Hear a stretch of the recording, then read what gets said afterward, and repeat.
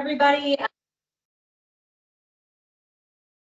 Colleagues Allie Hendricks and Rachel Scurry. We work for DJNA, which is an engineering and environmental consulting firm, and it's headquartered in Missoula, but also have a number of offices around the West. And I am out of the Bozeman office. And we do a lot of engineering as well as environmental projects, transportation, structural, we are honored to be working with this group of individuals to work together developing a community wildfire protection plan. So right out of the gate, just a show of hands, I think everyone in this group, except for the core team, so we'll give you guys a pass, but has everybody know what a CWPP is? Heard of it? Show of hands if you haven't. Okay, good call. Okay, great. So the purpose of our meeting today, we're going to have a couple different presentations. We have two clear purposes for today, and one is really to talk about what a CWPP is. What does this mean for Butte-Silver County? What is the benefit of having a CWPP? What it will provide or can potentially provide to the community. And the second is so we have a number of different presentations to get us to that. We've got Jim, who's going to give us an overview of what we've done so far, what this group has done so far. We've got Kristen, who's going to give us an overview of what the CWP planning process means in a statewide context. And then we have Allie Hendricks, who's going to show us a little more of the technical, like, well, what have we done so far and what does it look like and what does this mean? And then we're going to have another short introduction to what the public facing materials will look like. So the storyboard, it will look like, what it does look like online, so you can access information, tell your constituents where information is, how they can find out more about the process. So we'll have a bit on that. And then we're going to just have a panel, people available for questions, and all of us Q&A. So I'm going to have Jim do the full core team introduction here in a second, but we're a small group. So please, let's just, although we have time reserved at the end for discussion and questions, we can just ask questions and discuss all the way through. So I don't want you to fall asleep right moment. We want to have engagement. That is our secondary and really important purpose of this meeting. So please interrupt if something's not clear, just ask, and we can just be informal with that. We have 2 hours scheduled. I don't know if we're going to need that much time. Depends on how many questions you have. And how much discussion we want to have, but this is our time to have that. We'll also be recording this presentation. We are recording this presentation. We're going to post it online on the storyboard along with the PowerPoint slides. So if you get questions from your constituents, or if you have follow-up questions, you can go to that. You can go to that site and you can provide comments through the email link. So we're just continually taking comments through that. At the end of this, I'm going to go through the schedule and give you an idea of when we're going to be wrapping this process up. But just as a little tickler, we do anticipate having the draft CWPP plan completed for the core team to review in October. So it'll come up quick, and we'll be at the end of this process before we know it. So with that, maybe Jim, if you wouldn't mind introducing the core team for us. Slide everybody's name on it. Yeah, there is one. Okay. Put forward you. I can do it. Yeah. See page down where it's no. Yeah. So there, sir. There we go. Okay. Next slide. Okay. Screen here. So this is the agenda. You've already covered that, I think. Core team introductions. Here we go. So in addition to myself from Butte-Silver, we've got Angie Mulliken, who is our budget and grants manager. And these are the Butte-Silver folks. We've got Dan Janosko and Liz Leahy from the GIS department, and they're here tonight. Myself, I'm the water plant superintendent. Jim Merrifield, the Office of Emergency Management Director. Lila Osborne from the planning department. Lisa Carey from the Office of Emergency Management. Lindsay Alt from the Chief Executive's Office. Shelley Cleverly, who was our grant writer, and of course, Zach Osborne, our fire chief. And then from DNRC, we've got Jonathan Clark on the core team. He's the fire management officer out of the DNRC Anaconda unit. Julia Berkey, she's the community preparedness and wildlife prevention program manager with DNRC. How do you say Sarah's last name? Thank you. She's kind of joined a little later in the process. I haven't got to know her as well yet, but she's a wildfire resilience specialist. And then Kristen Mortensen is here tonight. She's the community preparedness and fire prevention specialist with the DNRC Southwestern Land Office. Jesse Myers isn't here tonight, but he's representing the Forest Service along with Shane Martin, who is here tonight, the Assistant Fire Management Officer. And then with DJNA, it was Mila who spoke. She's the project manager and environmental specialist. Allison is here tonight, environmental specialist. Grant Fleming, the environmental specialist, has been part of the team, as well as Travis Benton, the DJNA GIS specialist. And DJNA is the firm that we hired after a competitive process where we put out an RFP and we got several proposals, and some of us on the VSP team scored all those proposals and ended up selecting these folks to complete the project. And most of the project, just for the folks in the room that don't know, is funded with the assistance of Montana DNRC Community Wildfire Protection Plan Update Grant. So that was a $50,000 grant award from DNRC that has largely funded this whole project. So, oops, I didn't mean to. You're good, you can go there. Okay. Unless Prompted, you're- you're if right. not, you can keep going. So I'm Krista Mortensen with the DNRC Southwestern Land Office. And briefly, I just wanted to go over the history. Where did these CWPPs come from? And why? What inspired this process, and provide a little idea as to the context of and importance of doing these CWPPs. A CWPP it's a great thing because it's a local plan. It's derived locally. It responds to local values, local conditions, and local priorities, right? That's what it's about. And it came about through kind of funneling after the catastrophic mega fires of 2000. That was a wake-up call for a lot of us. And in 2003, Congress passed the Healthy Forests Restoration Act as a way to incentivize the protection of communities, the protection of watersheds, the protection of lands and resources from wildfire. And within that act, it authorized communities, counties, communities, any specified area to design and implement these community wildfire protection plans for CWPPs. Now, with that, it prioritized funding for hazardous fuels reduction to communities that had these CWPPs. And it also required federal agencies to prioritize their hazardous fuels treatments according to the values and the risks and the needs that were identified in these CWPPs. So it really tried to provide a path and a process and funding for reduction of wildfire risk to protect communities and resources of value. And so following the 2003 passage of this, many communities got on board and created these CWPPs. And that's why if you look across Montana, most original dates of our CWPPs, most of the counties have them dated in around 2005, 2006. Silver Bow Buttes, or Butte Silver Bow, sorry, is 2005. That was the date our original CWPP was signed.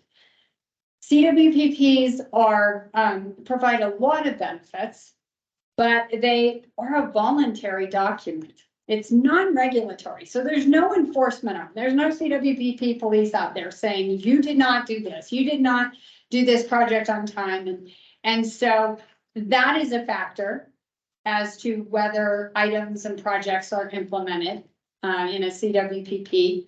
but also it's, they are, they're supposed to be updated between 3 to 5 years to reflect our changing conditions. But that takes time, that takes money, that takes capacity, somebody to drive that. And so in many areas, CWPPs tend to end up on a shelf gathering dust, but that's not the intent.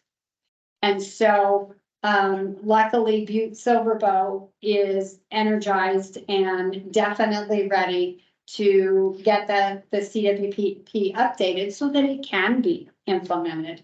And benefits of doing a CWP, of having a CWPP that is implemented are plentiful. One of the top ones is that local voice, right? But when a CWPP is in place, that takes priority, the definitions in it, the values, the action plan that's identified in that takes priority for an area. And it allows the local community to define their own risk. What's at risk? Their own values. And that's huge. Defining your own wildland urban interface. What does that mean? What does that look like? How do we want to protect them? That's what you are allowed to do, because if you don't in a CWPP, it's already defined for you. Healthy Forest Restoration Act, or HEFRA, already has a standard definition that is implemented. And so in that CWPP, your definition takes priority. And so it's a way of making sure that your local voice is heard in management. And as such, it helps to shape management on federal lands and non-federal lands around you, because, as I said before, they're required to prioritize their treatments based on what's identified in that CWPP. So that's a huge benefit from a CWPP. It also is a doorway to funding, right? HEFRA itself provides funding, but recently we have millions of dollars that are available through infrastructure bill funding, and they're specifically geared towards implementation of CWPP projects.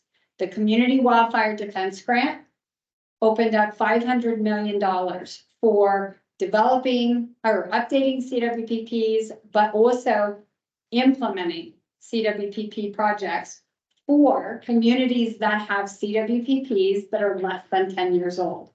And so once this CWPP is updated, we will be able to access millions of dollars in funding to implement those projects, right? That's how the action gets done on the ground. So it's incredibly important to do this process and have this updated CWPP, because it opens that door. But honestly, the biggest benefit is the reduction in loss of lives, in loss of homes, in loss of resources that we value from wildfire.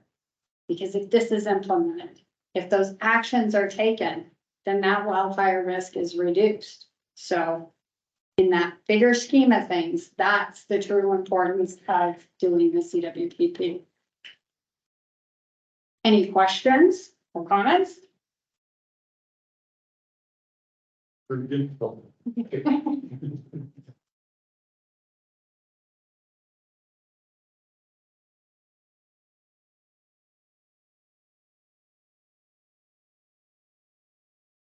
Okay, I already introduced myself. I'm Jim Keenan. I'm the water plant superintendent, and just going to give a little bit of introduction to the community wildfire protection update that is currently underway for Butte-Silver Bow. So first of all, what is a community wildfire protection plan? Community wildfire protection plan is a community-based plan focused on identifying and addressing the local threat of wildfire. The CWPP determines what is at risk and provides a roadmap of actions for the community to address its wildfire risk. And the process of developing a CWPP can help a community clarify and refine its priorities for protection of life, property, and critical infrastructure in the wildland urban interface or the WUI. And you'll hear WUI a lot throughout the course of the night here. As Kristen mentioned, the Healthy Forest Restoration Act of 2003 encourages the development of community wildfire protection plans to help communities plan for, respond to, and recover from wildfire events. And each CWPP is required to meet, or there are 3 requirements that each CWPP must meet. The first one is collaboration. The CWPP must be collaboratively developed by local and state government representatives in consultation with federal agencies and other interested parties. The second priority, or the second requirement, is prioritize fuels reduction. The CWPP must identify and prioritize areas for hazardous fuel reduction treatments and recommend the types and methods of treatment that will protect one or more at-risk communities. And the third requirement is the treatment of structural ignitability. So CWPP must recommend measures that homeowners and communities can take to reduce the ignitability of structures throughout the area addressed by the plan. So in addition to the 3 requirements, the final plan has to be approved by the local government. So the Butte-Silver Bowl Council of Commissioners, the local fire department, and the state entity responsible for forest management. So in Montana, that is Montana DNRC. This is the core team. I already introduced the core team. It's driven, the BSB update or CWPP update is driven by the interdisciplinary core team, which is comprised of representatives from Butte-Silver Bow, Montana DNRC, the Forest Service, and DJNA. So why is Butte-Silver Bow doing a CWPP update? As Kristen talked about a little bit, the CWPP updated CWPP facilitates access to numerous funding sources intended to improve the wildfire response and reduce wildfire risk. The CWPP also empowers local communities to develop a WUI, wildland urban interface boundary definition that reflects unique local concerns, assets, and resources. And projects prioritized within the CWPP are more likely to be funded and receive additional prioritization from federal agencies like the Forest Service. And recent grant and other funding opportunities represent millions of potential dollars that can be utilized to reduce wildfire risk in our community. And then this slide just talks a little bit, Kristen mentioned a couple of these grant opportunities or funding opportunities already. This slide just lists several of them. A lot of them are fuels reduction programs, grants that can be used for fuels reduction, but there's also a lot of other things that can be addressed with these different funding opportunities. There's forest pest management, rural fire capacity, volunteer fire assistance, and then funding and resources for private landowners to reduce structural ignitability on their private property. And then through the whole process, prioritization of projects is based on local input and objectives. And so again, why are we updating our CWPP? And Kristen already mentioned this a little bit. I'm kind of covered everything you've already covered again. State and federal guidance recommends updating the CWPP every 5 years. So the prior CWPP, Butte has or Silver Bow County has a CWPP, but it was published in 2005. So it's 18 years old, and it's based on now outdated science and methodologies, and it's insufficient to address current conditions in Butte-Silver Bow. If you think about 2005, when that last document was published, we were probably just starting to see the impact of the mountain pine beetle infestation. Maybe the trees on the East Ridge were starting to turn red, but now those trees are all standing dead or jackstraw across the forest floor. And there's just a whole lot of fuel in the forests around our community.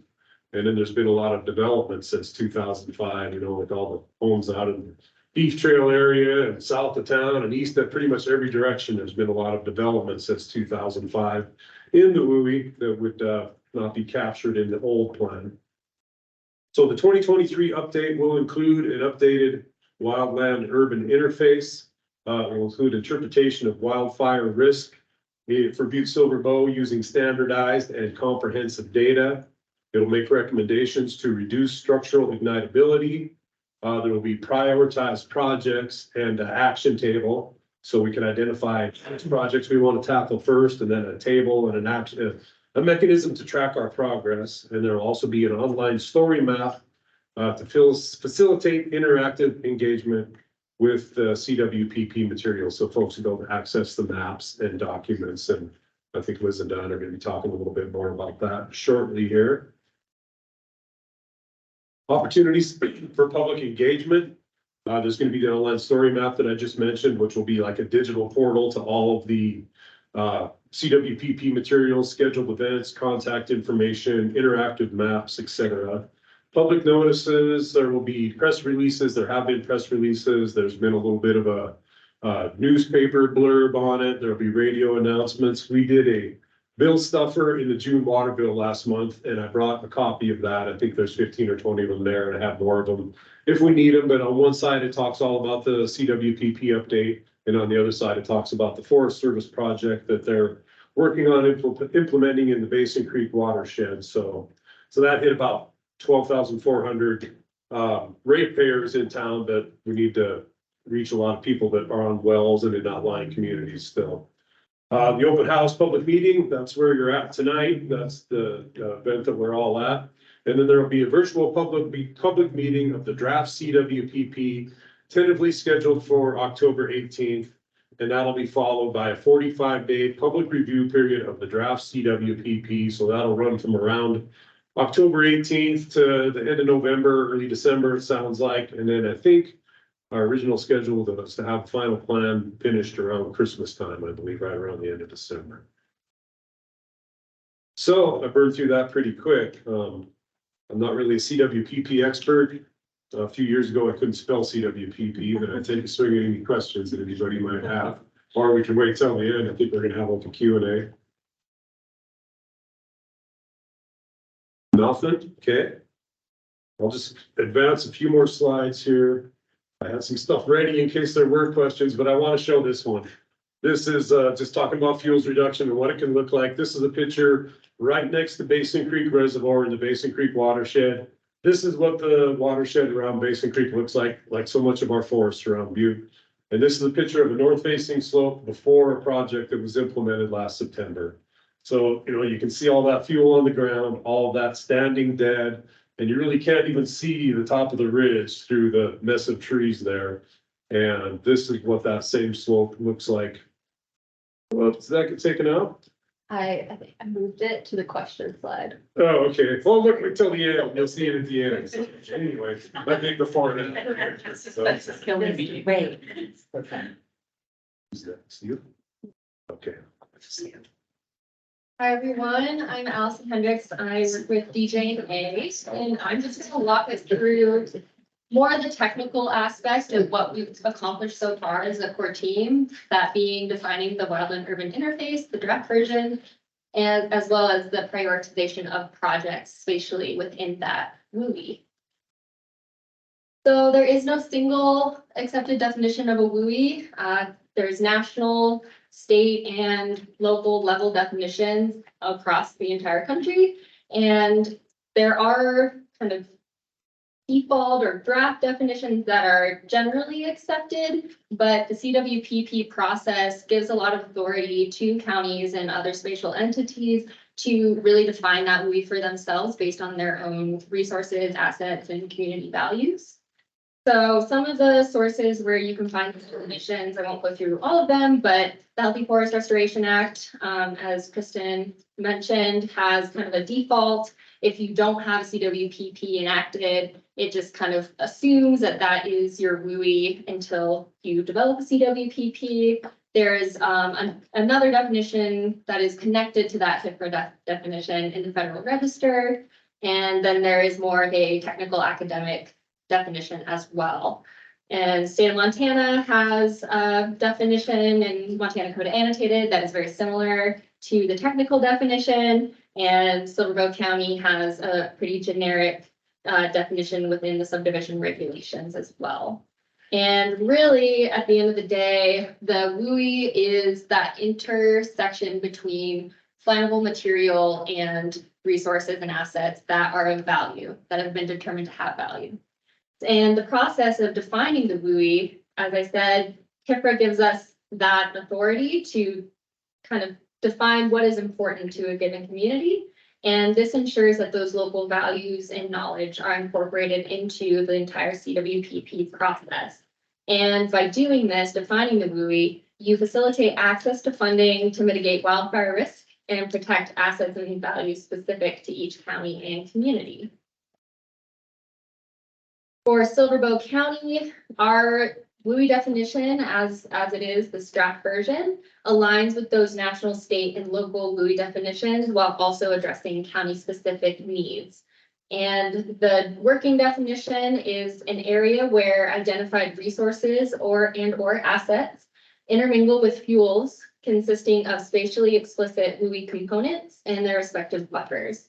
And for this document, a resource is a natural feature that has specific importance or value, and an asset is a human-made feature with specific importance or value. And for this CWPP update, we've defined wildland fuels as any vegetative fuel with potential to ignite. So under some more academic definitions of wildland fuels, it will exclude pastures or agricultural lands.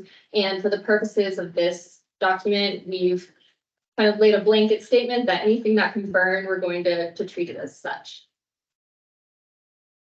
And risk assessment, as we've kind of talked about, the previous CWPP is 18 years old, and back then they did not have the information and data that we have now. And one of those really important sources is the Montana Wildfire Risk Assessment, and that was just published in 2020. And this was a collaboration between Montana DNRC and PowerLogics. And what this did was take an extremely comprehensive and analytical approach to characterizing wildfire risk throughout the entire state. And we have taken that data and incorporated it into both the definition and delineation of the WUI, as well as those prioritization metrics that we've assigned throughout the WUI itself. And I'll just run you through the WUI components. We're going to see how they all stack up and create our eventual WUI shape. But we have 9 spatial components that we considered, those being structure density, the combination of wildland fuels and structure density. The subcategories of are intermix, interface, and urban. We have wildfire risk by structure density. So that is adding an additional buffer to areas around structures that may be in close proximity to areas with high wildfire risk as defined by the Montana Wildfire Risk Assessment. At-risk and underserved communities. In Butte-Silver Bow, we have 3 at-risk communities. It's Butte, Melrose, and Ramsey. And underserved communities are going to be communities that make 80% of less than 80% of the median household income for the state. We have roads that's going to be primary, secondary, and egress roads, critical infrastructure, and highly valued resources and assets. Those HVRAs are going to be specific areas or places, think trailheads, cemeteries, airports, anything that can be identified as potentially needing additional protection. And then we also have utilities being high voltage power lines, as well as the municipal watersheds throughout the county. And this is going to show a successive building of all of these different WUI components, stacking on top of each other. And it's a good picture of how this is all building. And I think the really important thing to notice from this example is how this is all reproducible. So in 5 years, 10 years, when the CWPP needs to be updated again, all of this data is available. It's publicly available. You can find it easily. And all it would take is, uploading that new data and performing this analysis again. And that would tweak the boundaries of the eventual WUI. So that was really important to the core team when we were kind of defining and setting out on our technical approach for this portion of the CWPP, is that it's very clearly defined. There's no gray area. You know exactly how we built every single layer, and there's a reason why each one of these layers was included.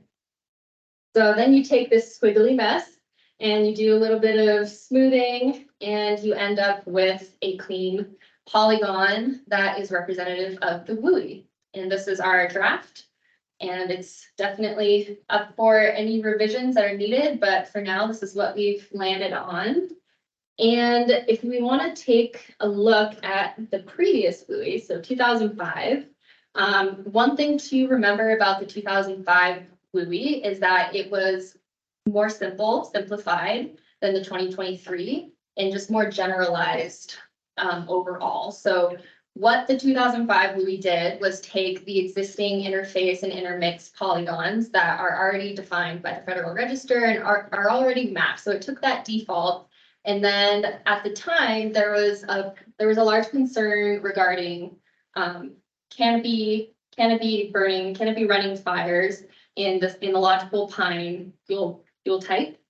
So they assigned this 4-mile buffer based off of that default WUI that was intended to account for those catastrophic fire conditions. So that's what those little rings represent. In the lighter green is the 2005 WUI. So really what that means is that this older WUI is really only looking at structures and assigning a pretty general buffer to that, as well as high voltage power lines and primary and secondary roads.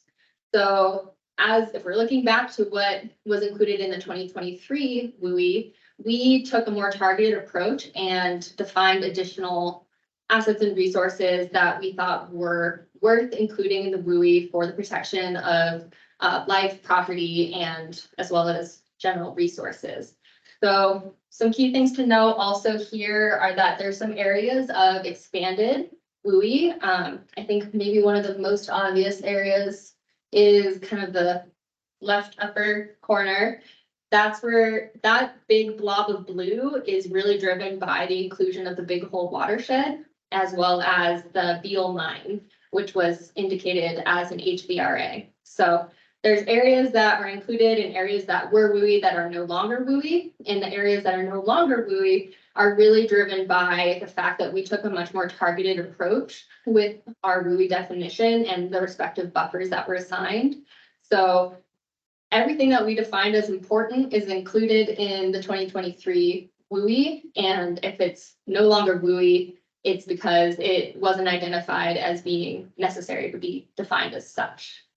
So kind of a lot to look at. Does anyone have any questions at this point about the two different WUIs or our process in general? Cool. Continue. So within the WUI, we also wanted to and are required to prioritize spatially areas for hazardous fuel reduction treatments. And with that prioritization for those treatments, also recommend the types and methods of treatments that would protect one or more at-risk communities and essential infrastructure. So prioritizing areas within the WUI, as well as those specific projects to accomplish that work, ensures that grant funding is allocated to areas that need it most. And how we did this is we identified spatial priority elements and mapped them across Silverboe County. And most of those spatial priority elements, there will be a slide with a list of them in just a moment, but most of them are also the WUI components. So it makes sense that you'd want to assign a different level of priority to a structure versus perhaps a primary highway, right? Like there's different things that we need to think about in terms of wildfire risk and the eventual consequences if that specific area were to experience a fire. So then we took all of those spatial priority elements and ranked them in relation to one another. And by doing that, we were able to give each one a prioritization weight. And then we translated that into symbology on this map, and we're able to build a heat map of increasing priority. So the darker areas are going to be areas that have a higher collective prioritization weight. And by doing this, we're hoping that it can be an effective tool for the public as well as managers to kind of look at the county, see what areas have either one extremely important layer or a combination of multiple important layers, and allocate effort and funding accordingly.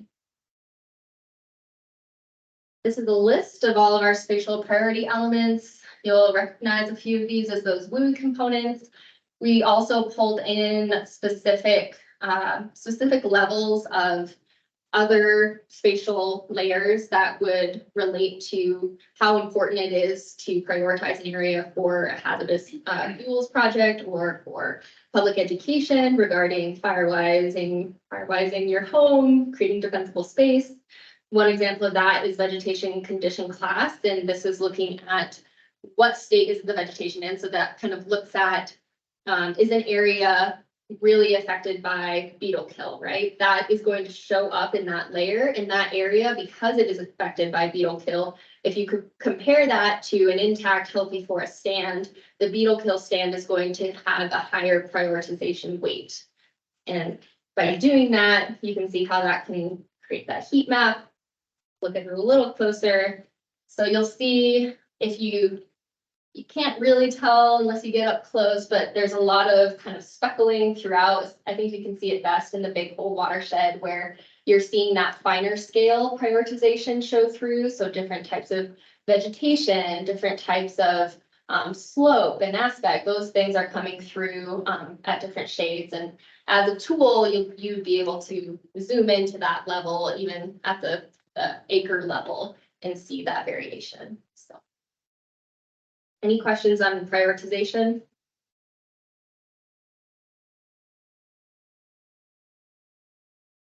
Well, that's all I have for you regarding WUI and priority areas. So we're feeling good about that. Yeah.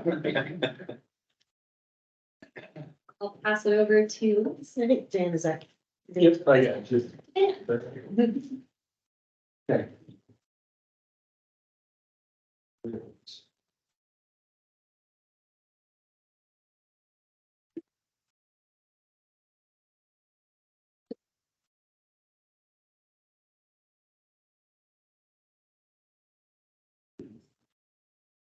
There we go.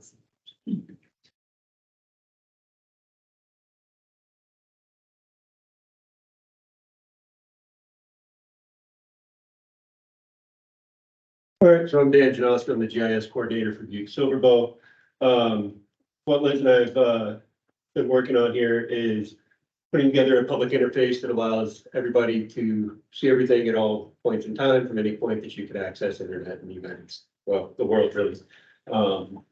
And basically, this will be put up on the county website under the finalized CWPP, as well as under the GIS maps and related data tab as you navigate through the website.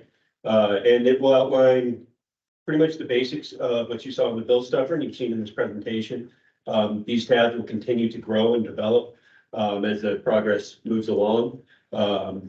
Introduction, pretty self-explanatory, just telling you about this meeting, things of that nature. And then the community engagement documents are PDF versions of this map, as well with the presentations from this part. Want to make sure that we're as transparent as possible and that everybody gets as much information as they possibly can regarding this, so that we get maximum public input across that. The interactive maps will be coming as we finalize data. Didn't want to start throwing things out there willy-nilly, and here by Christmas, they'll have a whole bunch of tabs. This will also heavily mimic the floodplain management map system that we utilize. So it should be a fairly user-friendly interface and pretty simple. It operates very similar to that of Google Maps with a little bit more customization, allowing us to have the shaded areas and things of that nature that you wouldn't necessarily get in open form. So if there are any questions, I can answer those now. Okay. Put that more on the schedule, which we touched on, and then maybe we can spend a little time drilling down a little bit to, I don't know, what do I have to do? Yeah. PowerPoint. I plan to be more interactive. Okay, we're here. Okay, so we've touched on, oh, I've got your slide coming up next too, Jen. That's fine. Don't School worry. about before.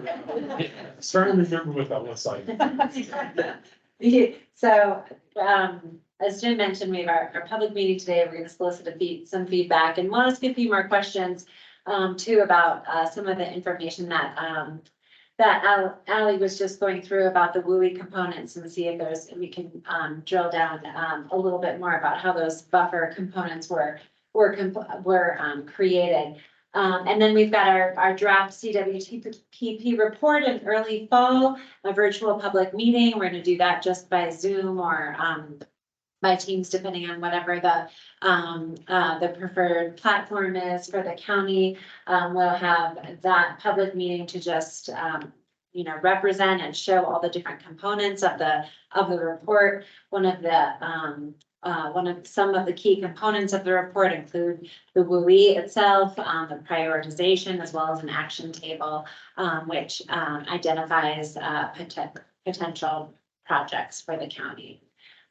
Then that will open up a public comment period, give people an opportunity to comment on anything in the report itself, with the final CWPP report completed around Christmas time. So we're moving towards that end pretty expeditiously at this point.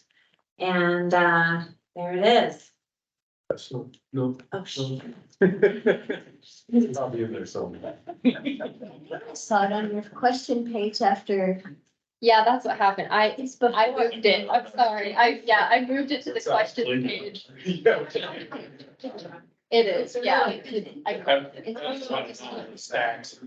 Yeah, that was. It was on there, yeah. Was it in there somewhere? Yeah. We were actually, so anyway. I should have looked at the final presentation before. Let's go back. It's all good. Look at that. It's. Sorry, Jim. That was worth waiting for. It's a beautiful picture. So, first of all, any just overall questions? I'm gonna advance back to this slide with all the with that kind of looks like a messy petri dish here. It's explaining.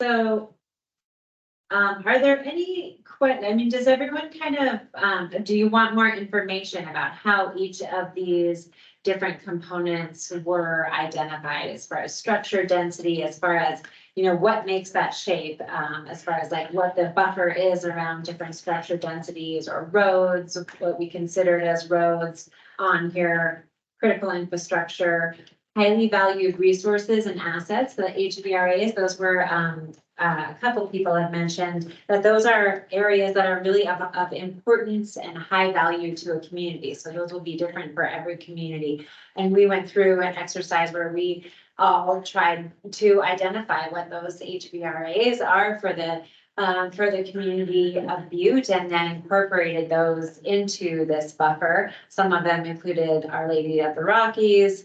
What were some of the other trailheads, multiple trailheads, especially trailheads that had structures included, like porta potties or actual, structures, or ball toilets, I should say, or, signage, something that was of, a value or asset to the community. What were some other ones? We also had Blacktail Trestle on there.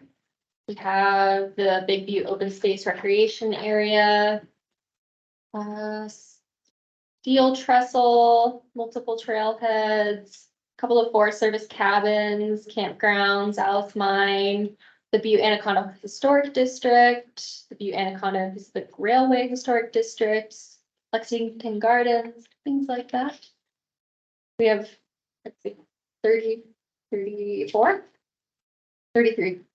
different ones. And those were identified through a brainstorming session with all the members of the core team to try and, generate ideas and make sure we weren't missing anything that was important that we wanted to be included. municipal watershed, yes, please, go ahead. I got a question. It's a little bit off topic, but maybe you can answer it for me. And this is in regard to actually a different county that I have a structure in. Okay. And it's, actually a recreational residence under the Forest Service. And, for probably at least 15 years, I've been trying to get get the area around my cabin cleaned up and get a defensible space. And, it's been about, is a WUI going to be enforceable? I mean, can I, as a homeowner, go to the Forest Service, assuming there was a WUI in this area, and say, I need to enforce this so I can protect my structure? Any ideas? Well, there was a couple of points that Kristen made in the beginning, which was like, this isn't a regulatory mechanism. However, it is backed by the agencies or the federal agencies are required to utilize the CWPP. So maybe you can tease out that nuance. Yeah, I mean, so it guides and prioritizes where we do projects and, but I can only speak for my forest, but they're pretty similar to, we have a pretty large land mass in the Beaver Geological Natural Forest. So, and we don't have unlimited money, so I have to prioritize where we go. So that's part of the process of prioritizing where we're going is what does the CWPP documents tell us is the priority for the community that they want us to go to. And that's where we're going. To answer kind of your question, is that not to disappoint you, but you can't, it's not a mechanism where you can force us to come and do work right next to your property. But it's a good mechanism to point out like, hey, this is the community said we want to do something here. You guys should do a project here. Have you looked at your seat at the CWP for that county? I don't believe that Granite County has a Oh, is it CW. Granite? Yes, They do. oh, they do, 2001. okay. And I don't, what actually I wanted to do is I'm at the interface of a lodge pole pine forest that's mostly dead, and it's getting into fir and, which is not affected by the pine beetle. And so I have trees that I need to fall, but I have to cut live timber down, and I'm not able to do that by those regulations. So my question might be, and I might ask the Beaver Grading District about this. But would you allow me, and we're working on that, would you allow me to cut the live timber? Before it was, well, that's marketable timber and we have to have a timber sale to do that, and we're not gonna do a timber sale for your property. There is potentially post and pole sale if they're small enough, they're a little merchantable size, if they're that big, cutting green timber is, yeah, I think post and pole. But yeah, I would say work with Karen Razor, District Ranger and. Yeah, there's been a change there, so I think that's hopefully positive. Yeah, but You're say it out. what are some options that could be done there? Yeah, okay. Some things you could work there. And I actually did get some movement on it, but, I think this might be another, at least, area that I can say, okay, we need to work on this and see that pretty sensible space also, so that was a few. Kind of an off the wall question, but anyway, so, thanks. One of the comments I thought I heard too was that it might relate to it is that, there's, for private landowners, they're able to, I kind of understood that maybe there's some granting available. I know in the past we've had that where you could actually provide part of the labor or whatever, or financing, and then you can hire somebody to come in and do some of that, but that, I could think that would be, that's on Forest Service ground though, right? So that's gonna be a little different issue, but yeah. And I don't mind getting it done. Just getting it okay to do it. It's getting the permission to put a metal roof on my cabin and get rid of the cedar shakes that are on it. For instance. Mhm. And that's a no-no, but we're going too much in depth there, but, I also might be able to utilize that to, maybe pay for part of the roof replacement if we ever get that done, that's right.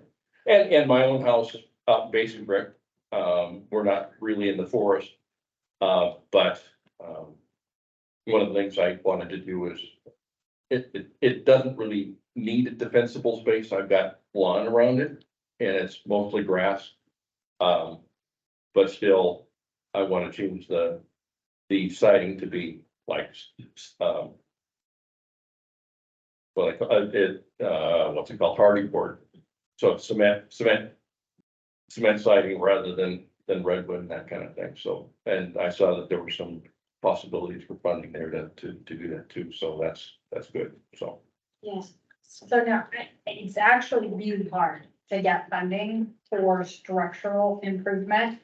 And like infrastructure bill funds are purely for fuels reduction, so just be aware of Okay. that, like it's actually really hard to get funding for that. But what is great about a CWPP is, if there's a lot of input and requests for a structural ignition program that, that maybe helps educate individuals, like the state provides a free service of coming out and assessing homes and their property for wildfire risk, right? And so making sure that that's known, you know, getting out an education and outreach program so that individuals know that that cedar shake roof is a big risk, right? The wood siding is a risk. And so that's a huge step. And in the future, funding could follow, but making sure that you provide input so that those projects, potential projects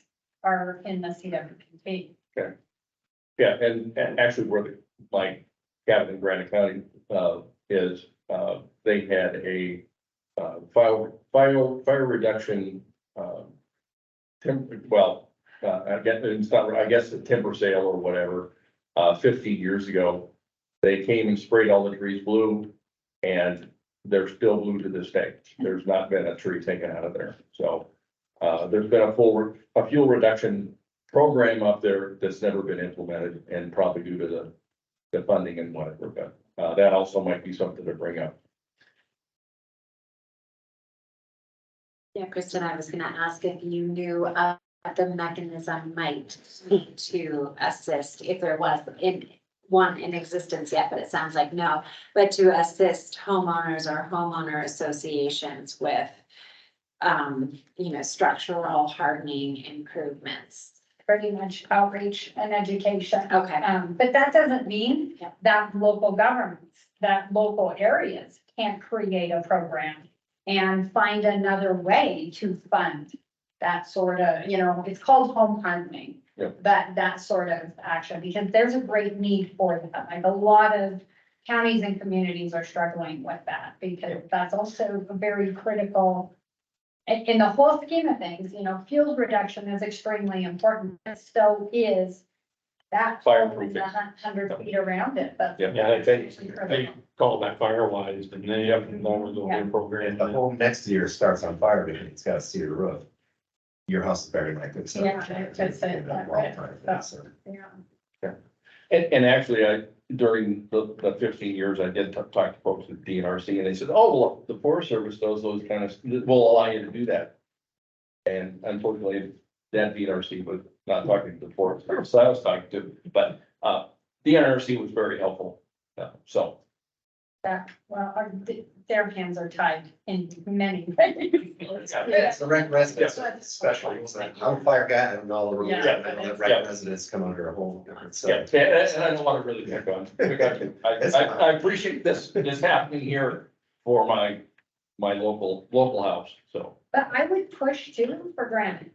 Like, because if Granite hears more residents wanting their wildfire risk addressed, then there might be a push to update theirs. And kind of what you're saying too, is that because theirs is so old, they're not eligible for a lot of these funding. Yeah, And so, and it really. But with the infrastructure, they may be able to get a CWPP grant to do the same, update grant. Exactly, Okay. right. Yeah. So like, there's an avenue to do it, and the DNRC is working to continually provide funds for counties that want to update their CWPP. We want everybody Yeah. to have an updated CWPP. Well, and I appreciate Butte-Silver doing this, so. Yeah, it's awesome that they're on this path. Because they're gonna protect his water plant, that's close to my house. It's been Jim's ulterior motive. Yeah, it's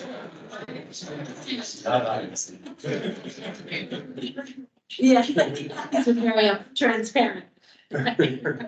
So one question I do have for Butte-Silver, it doesn't make a lot of sense to send out the wildfire plan to the water company people. I mean, actually, at Yeah, one that point, question's come up a bunch of times, yeah. and so Yeah. I don't know the answer to that, but there should be a better way to get it to my neighbors. Right, folks that are on wells and folks that are in Melrose and. Yeah, and actually, at one point, our house was on Butte Water, the 24-inch water line, with the 24-inch wooden water line ran through our property, so we had, and then they drilled the well for us, so that was great too, but anyway, so. Yeah. Whatever we, however we could get that out, us folks, I'm surprised that Mr. Callahan and I are the only ones that I know of that are sort of citizens. He's one of those politician guys, but. So how do you, where do you get your news from, or where do your neighbors get your news from, like their news from, like how would they get this information? Because internet's, I mean, don't go there. Fiber optic. I don't know what I can say. I mean, probably the TV. Yeah, Maybe radio. yeah, yeah. A little spot on the news. Yeah. Can we get Northwestern Energy to include that flyer in there? That might be the idea. Yeah. Most of those guys probably are using their power, so. Yeah, well, I called from one of their folks today that was invited, just to let you know that he wasn't gonna be able to attend, but we're supposed to meet after the 4th of July, so I'll bring that up, that's a good idea. Well, and that was one of my thoughts also was you included, did you include Northwestern Energy in creating the WUI and their power lines and distribution lines, substations and, Yes, we did. Okay, That's over near the utility. Maybe. okay. Yeah. So- Or the high being. So we included high voltage power lines just based on the consequence level if they were to be negatively impacted by a wildfire event. So that is actually the pink on here is what those high voltage power lines. And that'd also be like the water treatment plant would be in there too, and some of that, or plants. That's included in those, the blue polygons are those municipal watersheds, so. Yeah, really, the WUI itself is pretty comprehensive. Our current WUI, the 2023 is about 80 something percent, 80. We only increased it by about 3%, but it is a majority of the county, so. There's really the only areas that aren't included are areas that are almost entirely wildland fuels, continuous wildland fuels. So yeah, all of those areas, a lot of if we didn't explicitly outline the WUI according to all power lines, the majority of them are going to be included by this shape, but if there are specific ones that we're worried about, we can definitely add those in, so that is always an option. Make sure you can protect the ones with the water plant, because that's one that supplies the plant. I guess I have to be nice to Jim now. Yeah. You'll be the first. So Northwest Energy Bill could be an option. Yeah, that is a good idea, instead of big trouble. Yeah. So this meeting, Senator, Yeah. or something ago, so.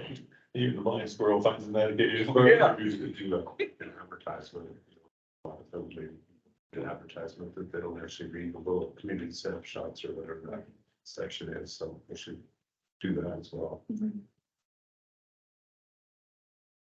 Somebody mentioned, when school starts, it's a good place to put out information, in the fall, when all the kids are back in school, you can get the rural schools and try and engage the parents through things that are happening at the schools. What about the superintendent? Do they send out emails to the school district sometimes with a little blurb, weekly emails or, little like public notices? Sometimes we do that in Gallatin County. I don't think those. Okay. We did talk about doing some tables at community events, maybe at the farmer's market or places where, regular people. And maybe the county fair, I think we talked about that, might be a good place to get a lot of rural folks. Does the CWPP address areas with their buoys like Telegraph Gulch, Meadow Gulch, and the Bolton Reservoir, where basically it's one way in? What was that? We did look at egress. Yeah, Egress. our definition for egress routes was any road. Basically, the process was taking any structure that has an address point, finding the nearest road that then connects to a more arterial road, so a primary or secondary highway. And then automatically that stretch of road was designated as an egress. But if there is not a residence at that location, then we did not include it. We had a backup protocol for if there were like islands of buoys. So actually a good example is up here. So we had a trailhead that is this little green dot right here. And when we first identified it, it was just kind of off on its own. That doesn't really make any sense if we don't treat this stretch, that's disconnected. So if there were any disconnected portions of buoy, we just found the nearest road and delineated that as well. Does that answer the question? I think that, at least that was sort of my concern, or I was thinking sort of the same thing. Yeah. Is that I live up in the Roosevelt Drive area. And I think the Forest Service is doing some really good stuff up there now, but, and they have been. But yeah, we sort of addressed it as a secondary outlet. I think I have an organization. I can show just the roads layer and maybe that would help. And I think we've identified these routes and talked about there might be potential for treatments, but correct me if I'm wrong, and the rest of the team here, but we haven't really talked about, identifying alternate routes, things of that nature for egress. So it might be something, if that's what you're getting at. That's It might exactly be what something, because I thought. if the primary egress is shut Yeah. down because of fire, is there a secondary egress? Yeah, similar. Especially for some of these, Yeah, subdivision type. when you go to coastal cities off sides and say like tsunami escape route or something, like identify the route that you need.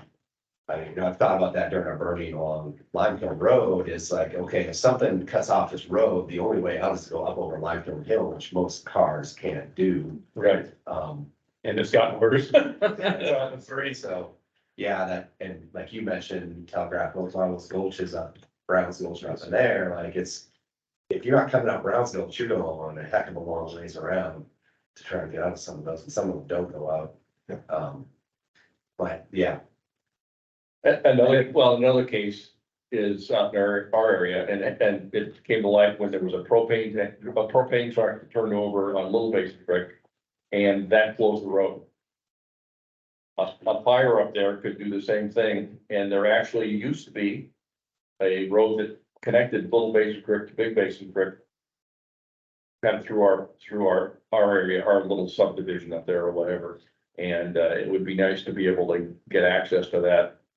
And also for the Little Basin Creek Fire Department to be able to come to my house, which is probably 2 miles away, rather than waiting for George to get there from, 3 or 4 miles away, so. Yeah. Or, that would be a secondary egress route for both Little Basin Creek and Big Basin Creek. And in some plan, I can't remember which, I think it was the road plan, there was something about putting a road from Harrison Avenue across over into Little Basin Creek north or south of, Timber Butte, so that might be another, and I don't know where that stands at all for actually breaking the route that way, so, but. And the other thing, it used to be like up for the Roosevelt Drive area, there used to be, a Herman Gulch. So they closed that all down and made it sort of a four-wheeler trail. And, and I remember in the old days, they actually do loops up through there. And that'd make a pretty good egress for Basin Creek if they get in the jam up there. Or maybe even up and down China Gulch, or. Yeah, I don't know what kind of roading there is, but there was a dip road up Herman Gulch. Yeah. And they pretty well destroyed that. So Fell a maybe, bunch of timber across it and everything. so maybe something we as a team need to look at is just egress, identifying egress routes and Secondary or, out you of know, areas, yeah. primaries cut off. And- Yep. And if they're not there, look at, as part of the plan of future work is like, how are we going to get a secondary route out of there? Well, yeah, so like in a CWPP or in this update, we could itemize on our action table, evacuation planning for areas with restricted access. And that's because usually it's done not in this plan. Like we won't have an evacuation plan for all the areas. What this plan will do is provide that as an action item to be done, and it'll identify who's working on that. And maybe specific target areas, like those areas with restricted access, especially boom, boom, boom, boom, boom. A to-do list. in the Kind of a future. priority, but up on the priority level, Yeah. but too. Yeah. Yeah. Yeah, so this is just the road. The next step down the road is where are those people going, Right, which I'm sure Jim is probably in on that already, but. You know, it's then, yeah, you're evacuating people, then where are they going? Where are they gonna collect that, gather at? So you know who's there and who's still up on the hill. Yeah, and just how you know, house them and feed them and where are they gonna all go, where do they go if they don't have something to go to? Yeah. And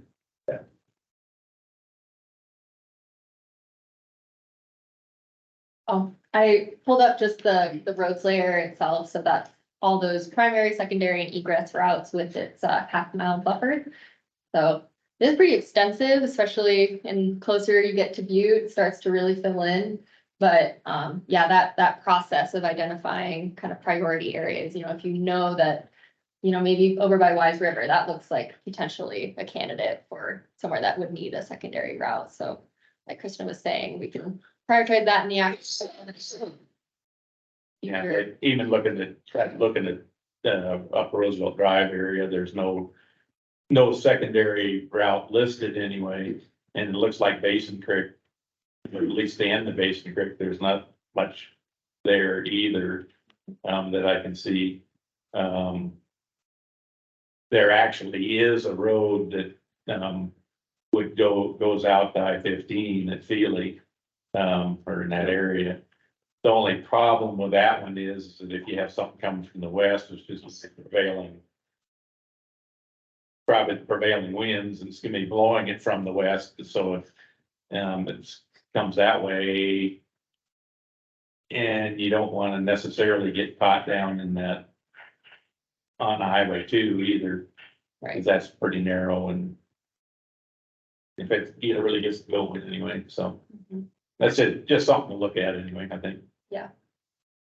Yeah, and part of just including the reason rationale behind including roads is that by buffering them and having them as a distinct layer, then projects, hazardous fuels reduction thinning projects within those buffers along those roads is then prioritized, and then that increases the likelihood of a safe and effective egress in the event of fire. So And essentially a fire break or yes, potential fire break along that road. Yeah. right.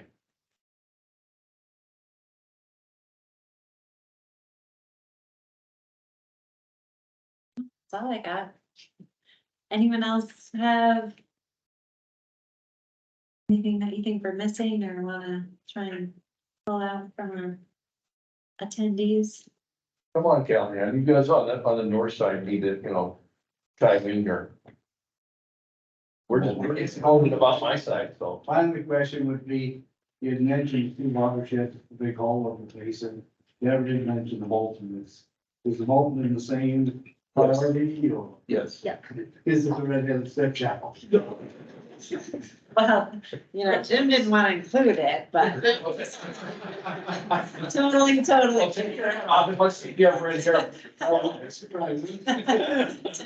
kidding. No, it No, is I think all of our watersheds are prioritized. a great question. Was there 3 total? No, really, there's fine, I mean, depending on how much you want to break them down, but there's the Big Hole watershed. And then there's the South Fork of Divide Creek, which provides water to South Fork Reservoir, so those both provide water to the Big Hole Water Treatment Plant. Then there's the Basin Creek watershed, and then there's they call it the Mammoth Creek watershed, which actually drains to the other side of the Continental Divide, but we divert water across the divide into Basin Creek, and then there's multiple. So, There and there. Sure, second. So this is, they're not broken out individually. This is just blue equals municipal watershed, but all those municipal watersheds that Jim was just mentioning are on here. So those 3 blue blobs encompass all 5. And I think they're buffered by some distance, aren't they? Along, 1.5 miles. well, man, Yeah. so- Did you consider the Silver Lake water line in that area? I guess there's not a whole lot. They